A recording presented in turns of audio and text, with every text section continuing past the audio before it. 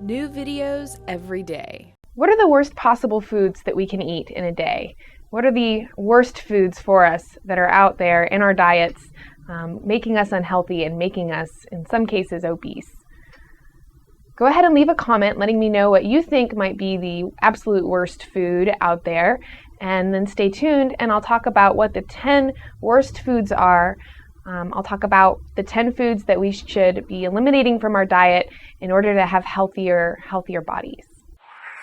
Processed meats. So that includes any kind of processed sandwich meat, hot dogs, sausage, all of these that not only are going to have the negative effects of meat themselves, which are kind of hard on the body, but once you start adding in chemicals and different additives, you're really waging a war on your body when you're eating these foods. Go ahead and opt for lean meats, such as chicken or turkey. Anything that is a natural meat is always going to be better for you than a red meat or any kind of processed meat. Ice cream, milkshakes, any of these really sweet drinks that are compounding not only sugar but also high fat, lots of dairy. These drinks are huge amounts of calories, and oftentimes they're accompanying a meal that's also high in calories. Compounded again if it's a coffee drink or frappuccino type drink, where you're throwing caffeine in there as well, you're putting whipped cream on the top. The calories are just adding up.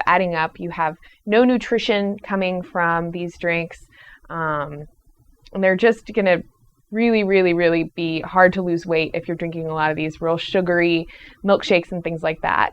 An alternative when you need a sweet drink, you want something a little bit more, would be an all-fruit smoothie or any kind of shake like that.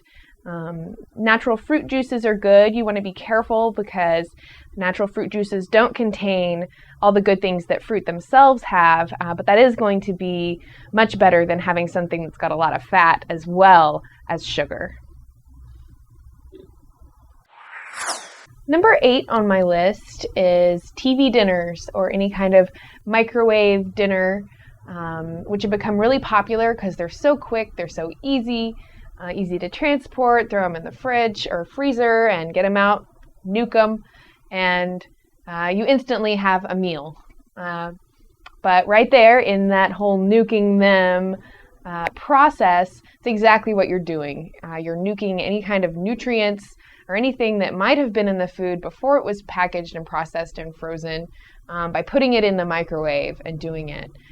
These TV dinners or prepackaged meals in the beginning are already stripped of nutrients and vitamins, all the things that a good whole food is going to offer to you. But by nuking it in the microwave, you're just taking it one step further and really doing your body a disservice.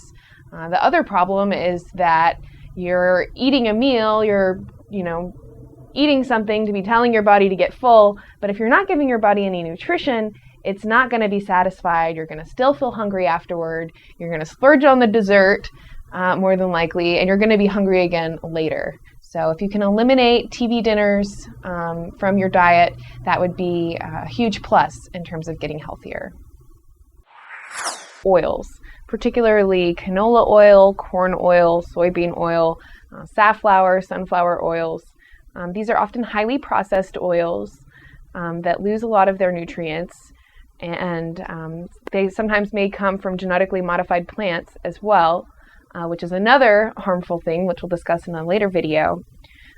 Good oils to use instead would be olive oil or coconut oil. Olive oil is a great alternative for salad dressings and sauces, things like this. Coconut oil is a great oil to cook with because it maintains its chemical structure even after heating. So some of these oils, once you heat them up, will actually change in structure and form new chemicals, but coconut oil is going to retain all of its nutritive properties and be the best oil to cook with, even at high temperatures. It's refined sugar. Now, refined sugar is going to include all of our sweetening syrups like high fructose corn syrup and other sweeteners. Refined sugar is been implicated in all kinds of problems, of course, diabetes and obesity, as well as other problems with the immune system and other organ systems as well. Sugar is also an addictive substance, so just like caffeine or other addictive drugs, it's something that over time, the more you eat it, the more your body's going to crave it or think that it's needing it, and the more you can kind of get yourself in a feedback loop of trying to answer it with sugar, and that just making you want more. The best alternative to sugar would be picking up a piece of whole fruit and eating it. Now, while fruits also contain a lot of sugar, they contain a lot of vitamins, nutrients, enzymes, and fiber as well that are going to help you break them down and assimilate and use those sugar molecules for energy rather than them just getting stored in your body as fat. Now, an even worse offender than sugar itself are artificial sweeteners. So those are the little pink and blue packets on the table in your restaurant. Any food that is sweet but claims to be sugar-free is going to contain some kind of sweet-tasting chemical called an artificial sweetener. Now, these artificial sweeteners are detrimental for a whole lot of reasons. There's been a lot of research looking into them and their different effects, nausea and headaches, things like that. But they also are going to essentially trick your body. So essentially these are chemicals other than sugar, tricking your body into thinking that you're ingesting sugar. And for that reason, they're going to cause you to have an insulin response, where your body is detecting that you've eaten something sweet. It's preparing for your blood sugar to rise, so it releases insulin in preparation for that, causing your blood sugar to drop. And because there's actually no sugar in that food that you've just eaten, you've decreased your blood sugar by releasing insulin, and it's actually going to make you hungrier. So in a lot of instances, different studies in this, where they've looked at artificial sweeteners, they find that people consuming artificial sweeteners instead of normal sugar actually end up eating more and overeating, more so causing weight gain instead of weight loss. The next item on my list is trans fats. Trans fats have been getting a lot of attention in the last several years because they've been found to have a lot of negative health effects. And so the food industry's answer to trans fats in a lot of cases have been to actually change the serving size and do other things so that they actually can list the food as not containing trans fats. And the way to check for that would be looking on the label for anything that says partially hydrogenated oil. Anything that says partial hydrogenation indicates a trans fat. Now, trans fat is really, really hard for the body to deal with, hard to assimilate. It's going to, of course, cause you to gain a lot of weight, but whereas some fats contain nutrients and are useful to our bodies, trans fat is essentially going to act like a poison and really make it hard to lose weight if you're having a lot of trans fats in your diet. Along the same lines with my discussion on trans fats, I'm going to add to this list anything that is canned or packaged in a box, especially canned soups, which contain a lot of sodium and other artificial flavors. Now, of course, eating canned vegetables is going to be better than eating no vegetables at all, but it's important to note that almost anything that you can get in a can or box is available in a fresh alternative. You're going to be able to get it in the produce section. You're going to be able to get fresh meats instead of packaged or canned meats.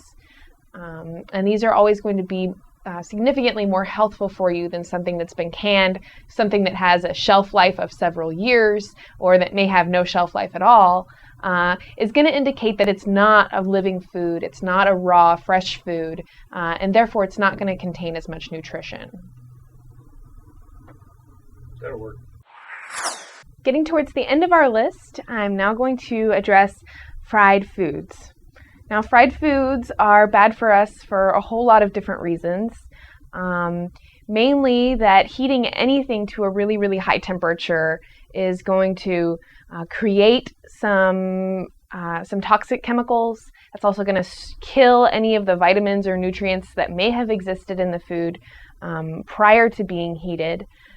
Barbecuing is another process that's going to really take a lot of nutrients out and add some chemicals in. Anything that's going to really high temperatures So boiling and steaming are going to be good alternatives to fried foods or baked foods. So fried things, French fries, a lot of baked goods are actually fried, things like that. If you can eliminate these foods, you will see a lot of improvement in your health.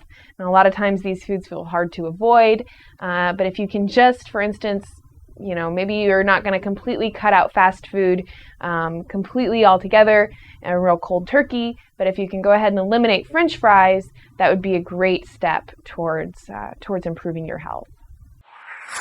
Sodas. Sodas are the #1 most purchased item in grocery stores in America.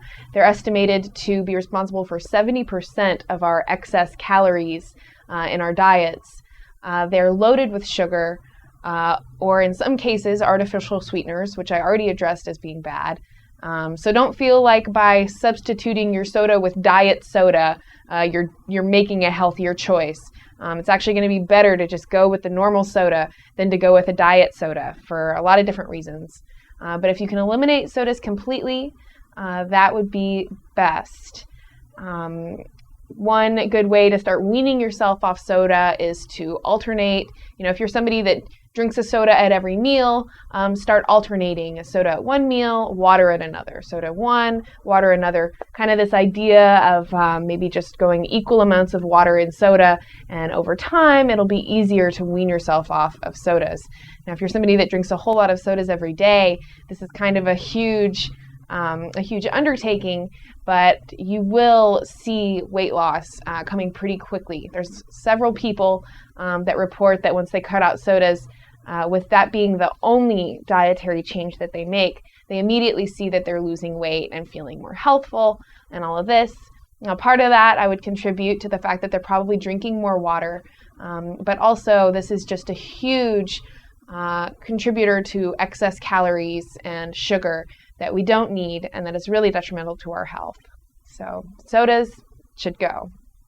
Stay tuned, because in a future video I'm going to talk about sugar and tell you the truth about sugar and artificial sweeteners. Are they really that bad for you or not so much? And in another video, I'm going to talk to you about the top 10 things to add to your diet to increase your healthful lifestyle and your energy. Thank you so much for watching. Please rate my video and leave me some comments. Subscribe to our channel so you can stay tuned on all of our future videos. Thank you so much. If you liked this video, we have hundreds of more alternative videos ranging from sexual health to psychology to mind control. So if you liked it, go ahead and click on me to enter the Psychetruth channel.